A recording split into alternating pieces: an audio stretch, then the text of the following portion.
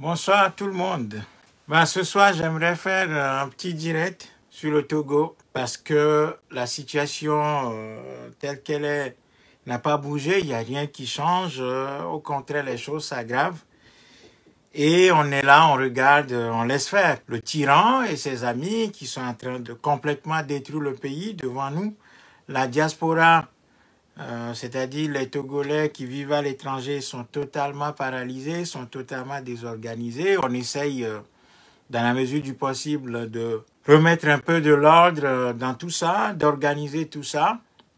C'est pas simple parce que on a été très longtemps habitués à ce désordre et à se laisser aller. Et aujourd'hui, voilà, c'est assez compliqué de remettre un peu les gens à l'ouvrage.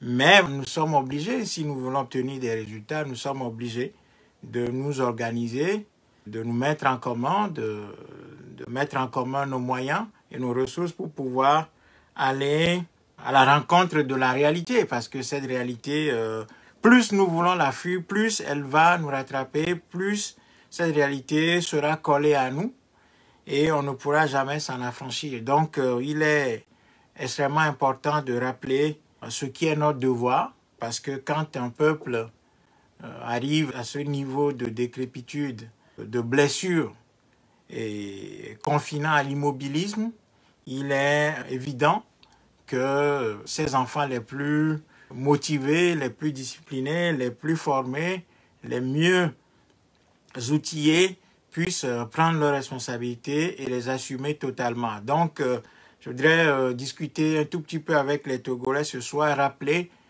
que la question de notre organisation se pose toujours et elle se pose avec acuité parce que tant que nous n'allons pas nous organiser, le tyran continuera son petit bonhomme de chemin et il continuera à exercer le pouvoir tel qu'il exerce jusqu'à présent. Donc, si nous voulons libérer notre pays et le reconstruire, nous sommes appelés, nous sommes obligés tout d'abord de tirer les enseignements de notre passé d'échec, de tout ce que nous avons fait jusqu'ici, et puis dans un deuxième temps, nous organiser efficacement pour aller au contact de la réalité telle que je l'ai dit tout à l'heure.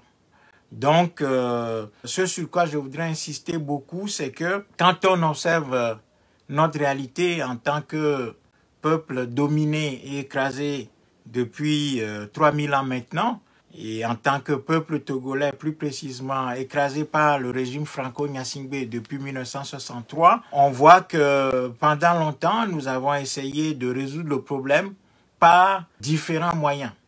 Et au fil du temps, nous avons remarqué que ces moyens ne sont pas du tout adaptés au problème. Et ces moyens, ce sont d'abord les élections. Donc, on est passé par des élections de dialogue, la médiation. On a essayé d'appeler des pays étrangers à venir faire la médiation entre le régime tyrannique et le peuple et ses représentants.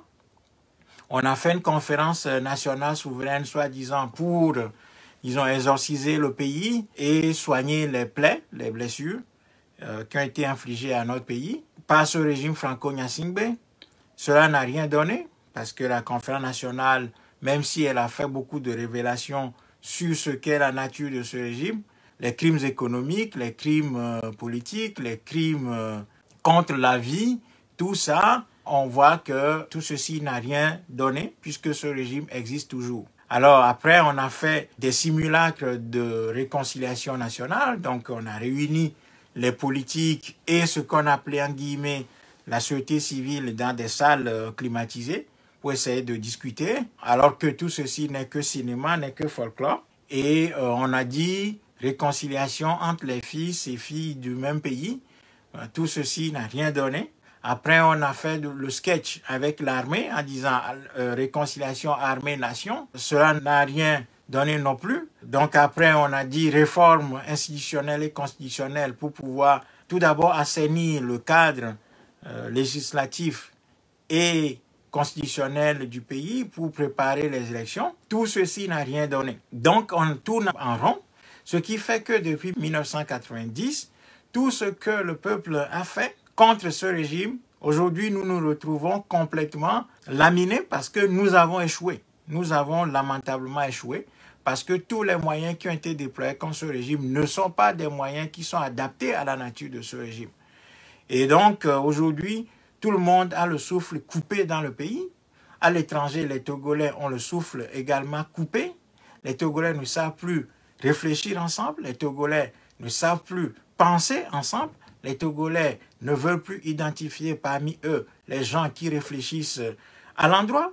Les Togolais crachent sur tout ce qui peut essayer aujourd'hui de leur montrer la vraie voie et de leur dire que tout ce que nous avons fait de par le passé, c'est bien, mais si nous n'avons pas réussi, c'est parce que tout ce que nous avons déployé n'était pas à la hauteur des enjeux et à la hauteur de la nature de ce régime. Et donc, aujourd'hui, tout le monde a le souffle coupé et tout le monde a les bras croisés, soi-disant attendant Dieu et attendant peut-être un miracle. Les plus fervents, aujourd'hui, ceux qui font, c'est qu'ils se livrent à la prière et ceux qui sont totalement déçus ont les bras croisés, liés dans le dos et ne veulent plus rien faire parce que les gens disent que ça ne sert à rien. Parce que au-delà de l'inefficacité des moyens déployés, nous avons trouvé l'ennemi. Et l'ennemi que nous avons trouvé, c'est les opposants. C'est-à-dire que nous avons maintenant identifié ce qui a fait notre échec. Ce n'est pas nous, ce ne sont pas les moyens que nous avons essayé de déployer contre ce régime, mais c'est plutôt les opposants. Et les opposants, c'est qui? C'est l'ensemble de la classe politique et l'ensemble des partis politiques qui sont nés après les années 90. Et donc, on appelle les opposants ceux qui sont venus sur la scène politique à partir des années 90 avec leur parti politique, soi-disant, pour libérer le pays. Nous, notre discours a été très clair depuis ces moments-là. Nous avons tout dit que les partis politiques ne peuvent pas mener la bataille de libération. Les partis politiques ne peuvent pas conduire un peuple à sa libération. Les partis politiques, tels qu'ils ont été créés, comme les États soi-disant africains, ce sont des constructions venant de l'extérieur. Tout ça a été suscité par le discours soi-disant de la Baule, tenu par François Mitterrand, donnant l'injonction aux pays africains d'ouvrir le champ politique afin que des partis puissent être créés pour soi-disant garantir le pluralisme politique en Afrique. Donc, ces partis politiques-là, c'est à partir de ce moment, à partir du discours de la Baule, que ces partis politiques sont nés. Oui, évidemment, il y a eu quelques partis politiques créés clandestinement avant l'avènement du pluralisme politique octroyé depuis Paris, mais ces partis politiques clandestins nés dans les années 80 contre les dictatures africaines, ben, ces partis politiques n'ont pas réussi à structurer le peuple, à l'organiser. Et au niveau de la diaspora, ces partis politiques qui étaient créés d'ailleurs en exil n'ont pas pu réussir à fédérer les Africains et à en faire des instruments de lutte efficaces contre les régimes que nous avons en Afrique et notamment au Togo. Donc, nous voyons très clairement que dans toute l'histoire, les partis politiques n'ont jamais conduit les peuples à leur libération. Les partis politiques sont des cadres qui sont créés pour conquérir le pouvoir dans le cadre existant, pour l'exercer dans le sens de l'atteinte de leurs idéologies et de leurs objectifs. Et plus précisément en Afrique, ces partis politiques, quel est leur objectif? C'est soi-disant de réformer le système colonial, alors que nous disons toujours qu'un système colonial ne peut jamais être réformé, alors que les partis politiques africains continuent de marteler qu'il faut réformer le cadre africain, oubliant ce que l'histoire a enseigné au peuple, à savoir qu'aucun cadre colonial ne peut être réformé. Ensuite, les partis politiques tels qu'ils sont aujourd'hui en Afrique, ce sont des continuités des pouvoirs actuels, en ce sens que ces gens disposent des relais, ils nous vantent régulièrement leur amitié avec la métropole, soit ils appartiennent à l'international socialiste ou à l'international libéral. Et ces partis politiques viennent en Afrique chaque fois nous dire qu'ils sont des partis libéraux et de l'autre côté des partis socialistes ou bien des partis démocrates. Maintenant, on a aussi des partis centristes et d'autres qui se disent révolutionnaires, qui font alliance avec l'extrême gauche en Occident. Et donc, tout ceci, nous voyons très bien que tout ceci n'est qu'un décor pour amuser les Africains et neutraliser l'énergie africaine.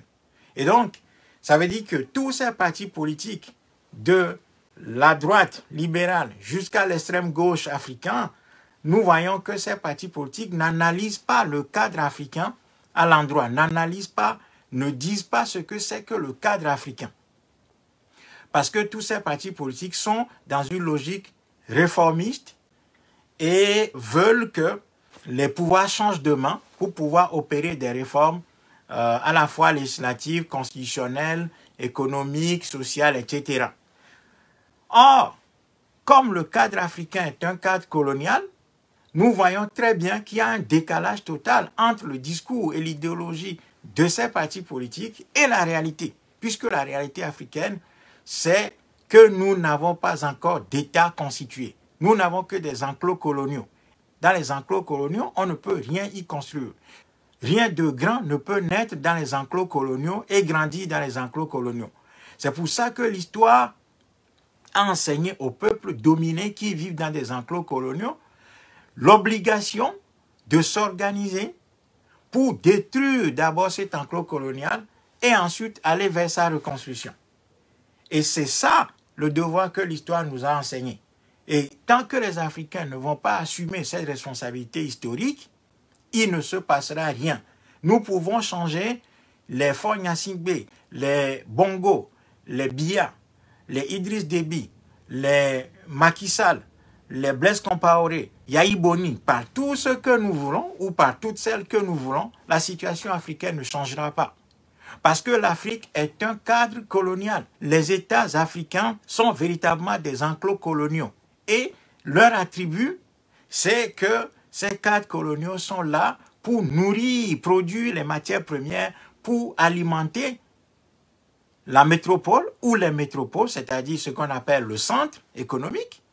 Donc la périphérie africaine va continuer à produire du maïs, des fleurs, des fruits, du coltan, des matières premières agricoles et des matières premières minérales et les bras, évidemment, pour alimenter la vie économique du centre, c'est-à-dire de la métropole et de ses vassaux, et puis de l'autre côté, ces enclos coloniaux vont absorber, vont recevoir les produits finis de basse qualité venant de l'extérieur, notamment de la métropole et du centre. Ce qui fait que l'économie africaine a la caractéristique parfaite ou garde la caractéristique parfaite d'une économie coloniale, puisque nous continuons par produire les matières premières pour l'industrie transformatrice des puissances coloniales européennes, américaines et asiatiques. Et de l'autre côté, nous recevons les produits finis de ces pays-là, donc des pays européens, américains et asiatiques. Et l'Afrique garde parfaitement sa place dans l'économie, à savoir des enclos coloniaux qui fournissent les matières premières et de l'autre côté qui absorbent les produits finis venant de l'extérieur. Donc, tant que ce système ne sera pas cassé, tant que ce système ne sera pas détruit, eh bien, l'Afrique ne fera aucune réforme. Et les Chinois nous l'ont prouvé. En 1949, les Chinois nous l'ont prouvé. C'est-à-dire que tant qu'un pays est sous la domination de l'extérieur, il ne peut y avoir de réforme à l'intérieur de ce pays-là.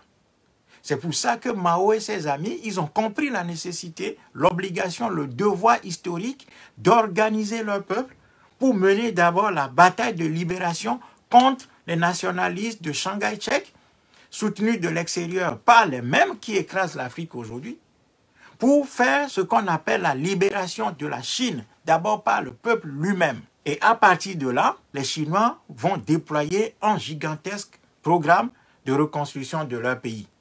50 ans plus tard, la Chine est sur le toit du monde et est la première puissance économique du monde aujourd'hui.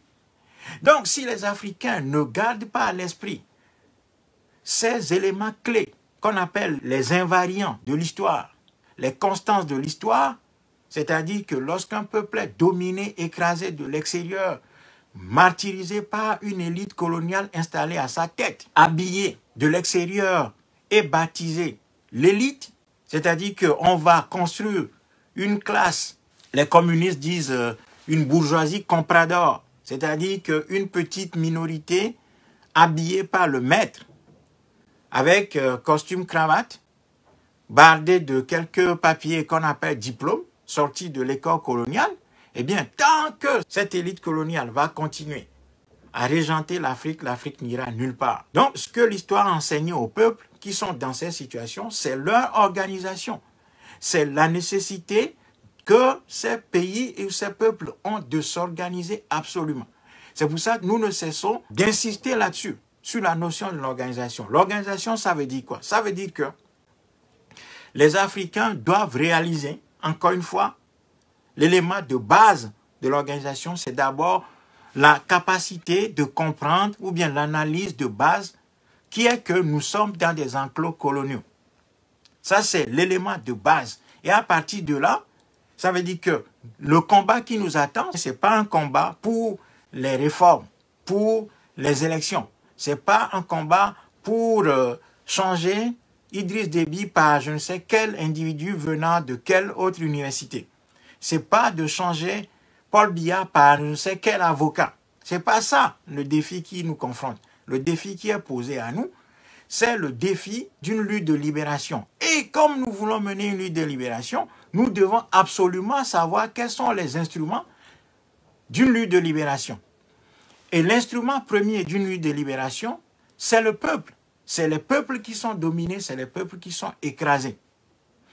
C'est l'outil principal que nous avons. Nous n'en avons pas d'autres. Nous n'en avons pas d'autres. Et comme c'est le peuple qui est l'outil de base dans une lutte de libération, la question de son organisation se pose.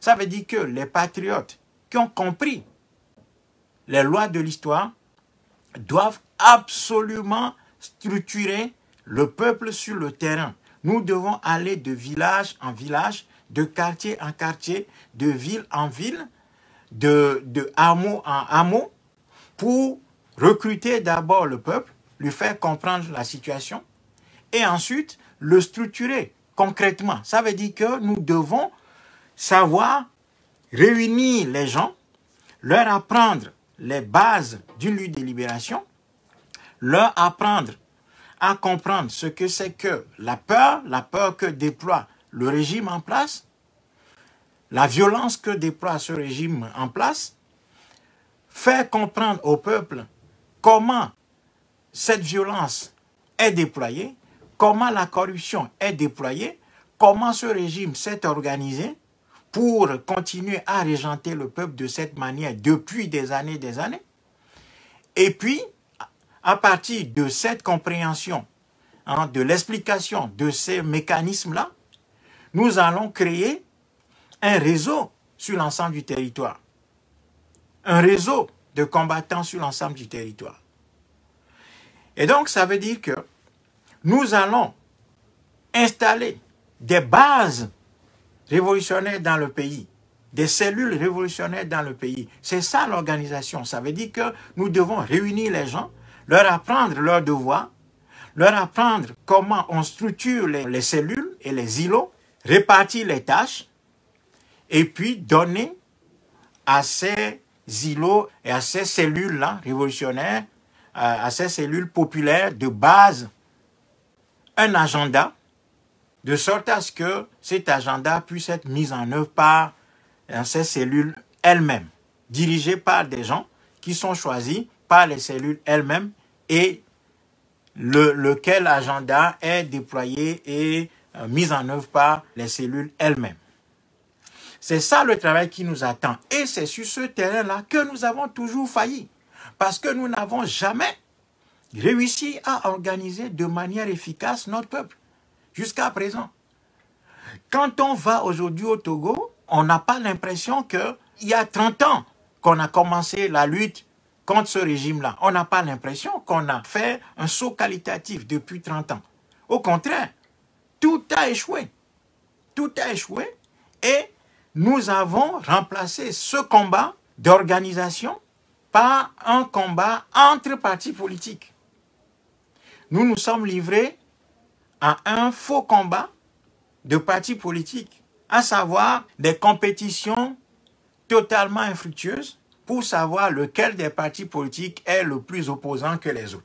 C'est à ça qu'on s'est livré comme bataille dans ce pays depuis 30 ans. Et donc, dans ce combat-là, ces partis politiques ont passé du temps à se neutraliser les uns les autres, à se glisser des pots de banane sous les pieds, les uns les autres, à aller même saboter toutes les belles initiatives que les uns et les autres pouvaient avoir. Donc, on s'est livré à ce combat d'arrière-garde qui nous rattrape aujourd'hui. Parce que la réalité, c'est qu'aujourd'hui, nous sommes totalement laminés et il n'y a rien du tout. Nous avons passé du temps à nous battre entre partis politiques. Et aujourd'hui, qu'est-ce qui se passe? Le dictateur n'a pas non seulement un boulevard devant lui, mais c'est toute une autoroute qu'il a. Le tyran a toute une autoroute devant lui. Parce que nous avons passé du temps à nous casser les uns les autres. Nous avons passé du temps à nous détruire. Nous avons passé du temps à nous haïr les uns les autres. Et nous avons rejeté les gens les plus intelligents parmi nous. Les gens qui nous alertaient, qui nous avertissaient que nous n'étions pas en train de mener le bon combat. Les gens qui nous alertaient, qui nous prévenaient, qui nous disaient que nous étions en train de filer du mauvais coton et que nous étions en train de nous perdre dans des considérations inutiles, nous les avons mis de côté, nous les avons écartés, nous avons refusé de les entendre, nous avons refusé de les écouter. Et aujourd'hui, le résultat est devant nous. Donc, il va falloir refaire le chemin inverse, retourner à la bifurcation où nous nous sommes trompés de chemin, où nous avons transformé le combat ou bien la volonté populaire de se libérer en un combat entre partis politiques et entre associations, soi-disant de la société civile. Donc nous devons absolument revenir à cette bifurcation-là pour repartir du bon pied. Parce que si nous ne faisons pas cet exercice-là, la situation continuera et nous n'allons rien faire. Nous n'allons rien faire. Nos enfants vont aussi avoir des cheveux blancs sous ce régime. C'est ça la réalité. Parce qu'il n'y aura pas de miracle. Le miracle n'existe pas dans l'histoire de l'humanité. Les miracles n'existent pas. Seul le travail paye. Et si les Africains refusent, si les Togolais refusent de se livrer à ce travail de réflexion, de base, et ensuite d'organisation, évidemment, de structuration, pour pouvoir passer au combat libérateur, eh bien, rien ne bougera en Afrique. Bien au contraire, la situation ne va qu'empirer. La situation va s'aggraver. Parce qu'aujourd'hui, sur l'échiquier international, il y a plein d'autres pays qui émergent, qui arrivent, et qui vont aussi avoir leur place au soleil. Et le seul peuple qui offre les atouts considérables pour être conquis et dominé aujourd'hui sur la planète, c'est les Africains. C'est nous, c'est notre continent qui offre toutes les faiblesses possibles pour que n'importe quel peuple qui a acquis un peu de puissance va aller conquérir. Voilà. Donc, si nous ne travaillons pas, si nous ne nous organisons pas, si nous ne comprenons pas l'appel que l'histoire nous lance, l'opportunité, la toute dernière opportunité que l'histoire nous donne de pouvoir nous organiser, de pouvoir nous structurer et de pouvoir mener la bataille de libération, eh bien, nous allons mourir honteusement, indignement, nous allons mourir de honte, nous allons mourir dans la misère et nos enfants mourront aussi dans la misère. C'est ça la réalité. C'est ça la réalité. Il ne s'agit pas de faire de l'agitation pour de l'agitation. Il ne s'agit pas de continuer à faire ce que nous avons toujours fait, à savoir courir, aller aux soi-disant élections, et puis, une fois que les élections sont fraudées, et que le dictateur s'impose, soi-disant dans les urnes, eh bien, on va courir dans tous les sens pour rafistoler, on va courir dans tous les sens pour organiser des manifestations, soi-disant, pour lui contester la victoire et réclamer la vérité, soi-disant, des urnes. Non, ce n'est pas ça l'enseignement que l'histoire a donné au peuple dominé. Et si nous continuons à faire ça, nous allons toujours tourner en rond. Nous allons toujours tourner en rond parce que nous n'avons pas pris le temps de nous organiser efficacement. Nous n'avons pas pris le temps de structurer le peuple. Nous n'avons pas pris le temps d'apprendre au peuple comment ce peuple doit gérer la peur. Nous n'avons pas appris à notre peuple comment il doit gérer la violence qui est déployée par le régime contre lui. Nous n'avons pas appris à notre peuple comment contenir et détruire cette violence qui se déploie.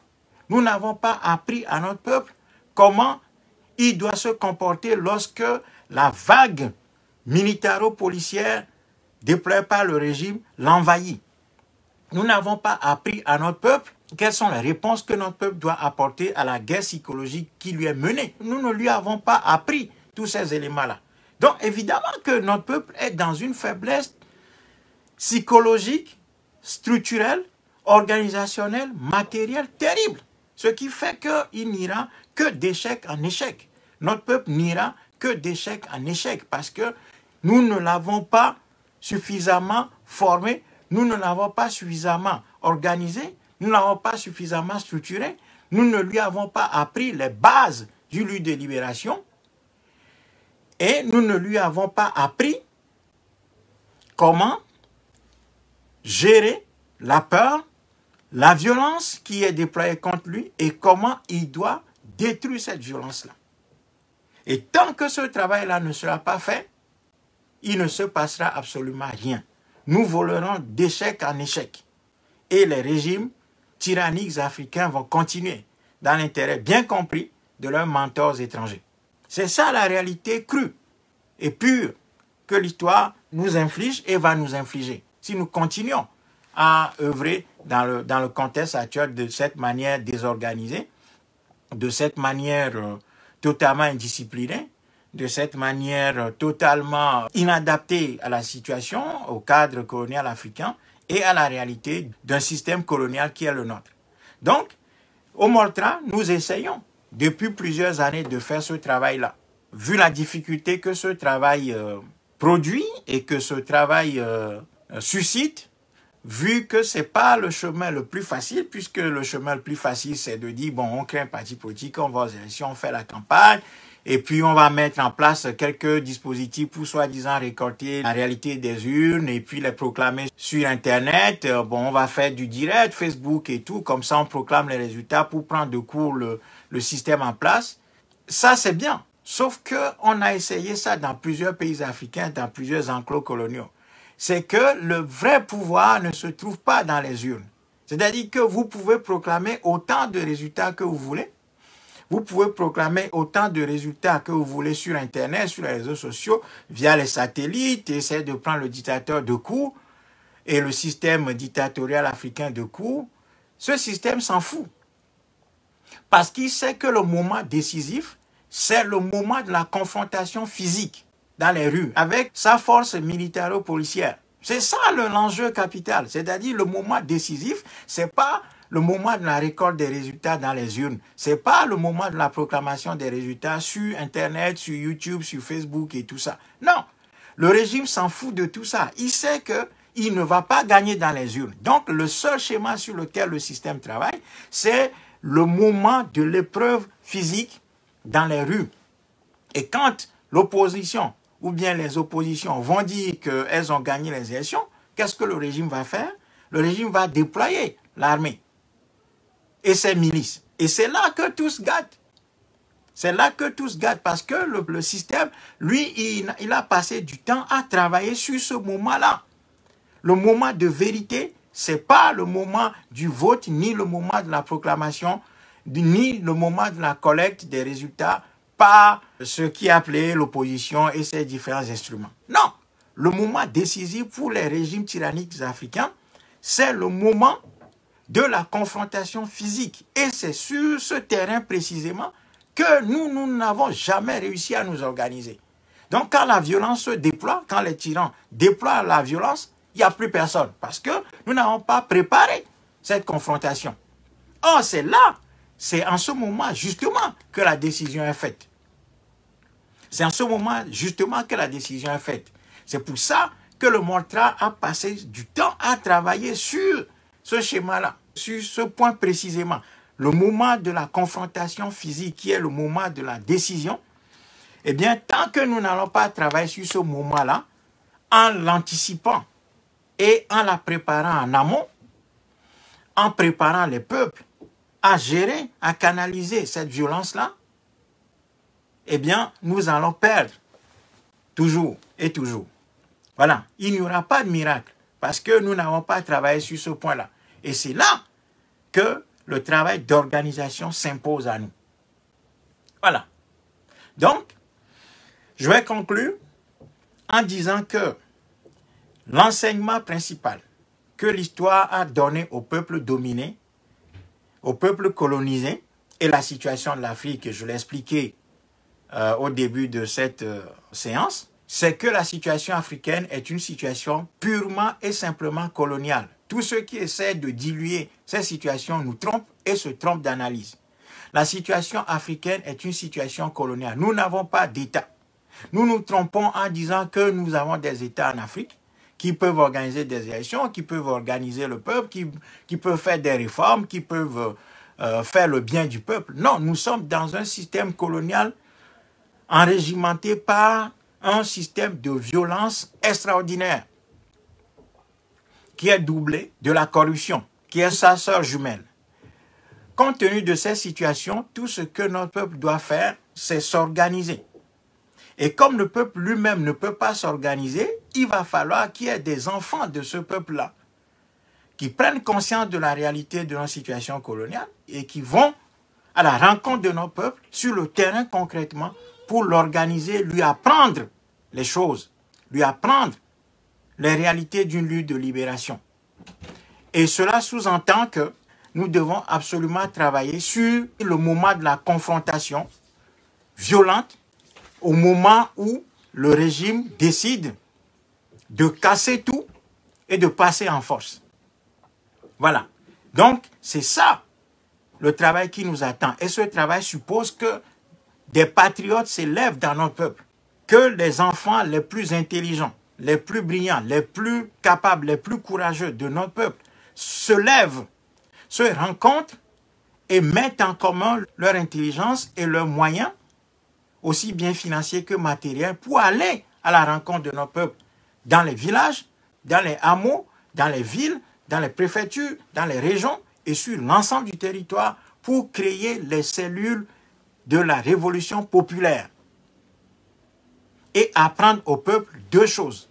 D'abord, expliquer la guerre psychologique qui nous est livrée au travers de la faim, de la peur, de la maltraitance, de la souffrance infligée à notre peuple. Expliquer tout le mécanisme de la guerre psychologique. Donc, la peur, la faim, la maltraitance, le manque d'infrastructures, tout ça participe à la guerre psychologique que le système colonial nous livre. L'école coloniale joue un grand rôle dans ça. Les religions jouent un grand rôle dans ça. Ensuite, les élites coloniales jouent un grand rôle dans ça. On trompe le peuple, on lui ment, on vole tout devant lui. On le met dans une situation de misère terrible, de sorte que notre peuple démissionne. Ça, c'est la guerre psychologique. On doit comprendre ça, on doit l'expliquer au peuple. On doit expliquer à notre peuple que ce n'est pas du fatalisme si nous avons faim dans notre pays. Si nous n'avons pas de route, ce n'est pas du fatalisme. Et que le peuple n'a pas le droit de croiser les bras ou poser la main au menton en disant que Dieu va le faire. Non. Donc nous devons casser d'abord toute l'armada psychologique que ce régime a construit pour noyauter et complètement laminer notre peuple, le pousser à la démission mentale et intellectuelle.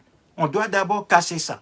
Et puis deuxièmement, au-delà de cette guerre psychologique, de cette bataille psychologique, qui implique aussi une bataille lexicale, une bataille de vocabulaire, parce que le vocabulaire que nous employons structure notre mental et conditionne nos comportements, parce que quand vous dites qu'il y a un État, quand vous dites que l'économie africaine fonctionne, quand vous dites que nous sommes des États, eh bien vous avez un comportement qui va avec.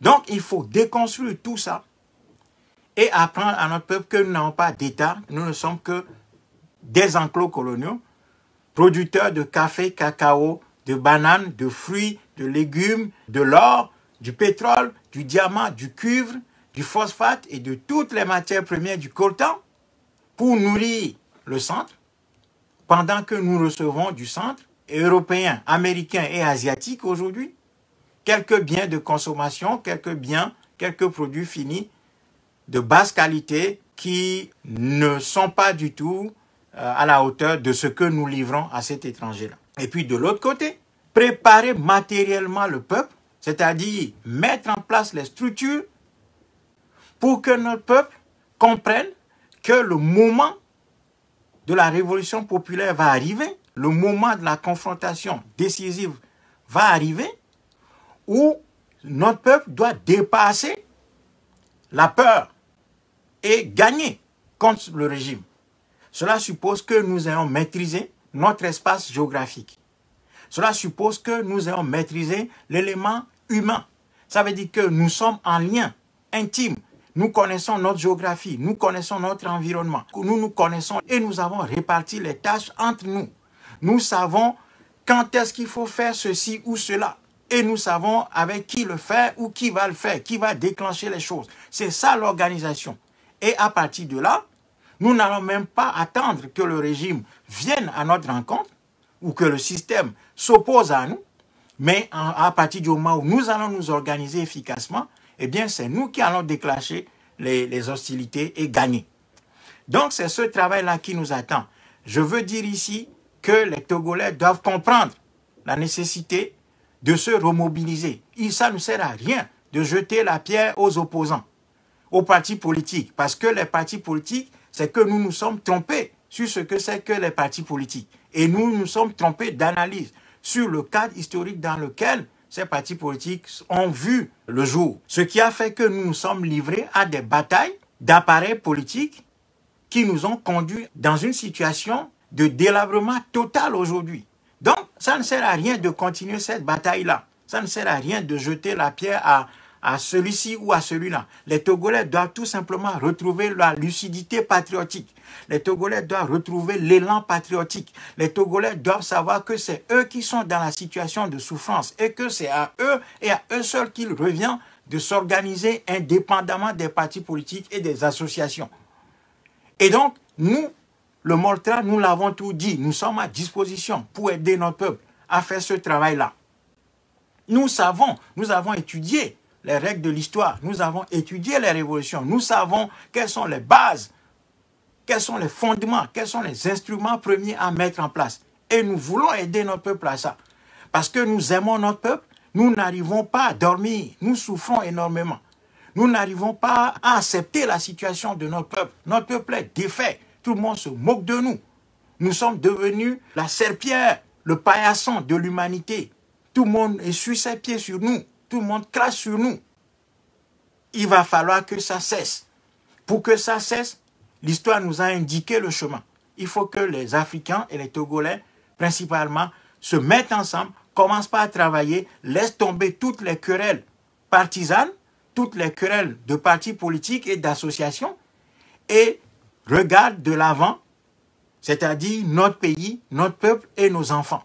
C'est ça le devoir que l'histoire nous a enseigné. Si nous ne faisons pas ce devoir-là, c'est vain que nous espérions le salut. Parce que le salut ne viendra pas du ciel. Le salut ne viendra de nulle part. Le salut viendra de notre travail et de notre organisation, de notre dévouement à la cause de notre pays et de notre peuple. Voilà. Notre salut viendra du fait que nous refusions absolument le statut d'esclave que les autres peuples nous ont donné. Nous devons retrouver notre dignité, le sens de la grandeur. Nous devons retrouver le sens du patriotisme, le sens de la volonté d'aller de l'avant. Si nous ne faisons pas ce travail-là, c'est vain que nous espérions quoi que ce soit. Parce que ce système n'est pas humain et ne sera jamais humanisé. Ce système ne sera jamais réformé. Il n'en a que faire de la souffrance de notre peuple. Parce que c'est ce système-là qui inflige la souffrance à notre peuple. Il en est conscient. Si nous pensons que ce système fait du tort à notre peuple par ignorance ou bien par méconnaissance, c'est que nous nous trompons. Ce système est là pour écraser le peuple noir et écraser notre peuple, faire de nous des larbins de l'humanité. Et si nous n'avons pas encore compris ça, eh bien, nous n'allons jamais aller vers le travail que l'histoire nous indique, vers le devoir que l'histoire nous indique. Sur ce, je vous salue fraternellement et à très bientôt.